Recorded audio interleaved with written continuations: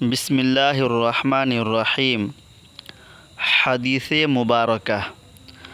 رسول اللہ صلی اللہ علیہ وسلم جب مدینہ منورہ تشریف لائے تو پہلے اپنی نانیہال میں اترے جو انصار تھے، اور وہاں آپ نے 16 یا 17 ماہ بیت المقدس کی طرف منہ کر کے نماز پڑھی، اور آپ کی خواہش تھی کہ آپ کا قبلہ بیت اللہ کی طرف ہو۔ جب بیت اللہ کی طرف نماز پڑھنے کا حکم کیا تو سب سے پہلی نماز جو آپ صلی اللہ علیہ وسلم نے بیت اللہ کی طرف پڑھی وہ عصر کی نماز تھی۔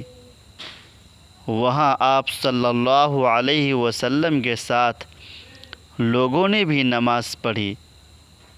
پھر آپ کے ساتھ نماز پڑھنے والوں میں سے ایک آدمی نکلا اور اس کا مسجد بنی حارثہ کی طرف گزر ہوا تو وہ لوگ رکوع میں تھے۔ وہ بولا کہ میں اللہ کی گواہی دیتا ہوں کہ میں نے رسول اللہ صلی اللہ علیہ وسلم کے ساتھ مکہ کی طرف منہ کر کے نماز پڑھی ہے۔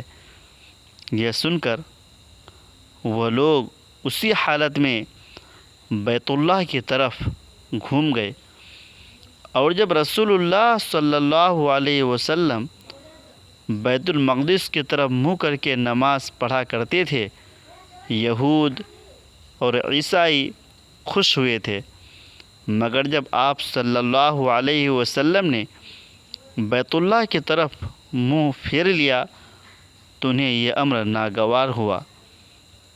یہ حدیث نمبر 40 ہے۔ حضور پاک صلی اللہ علیہ وسلم اس حدیث میں بیت اللہ کی طرف منہ کر کے نماز پڑھنے کا واقعہ بیان فرمایا ہے۔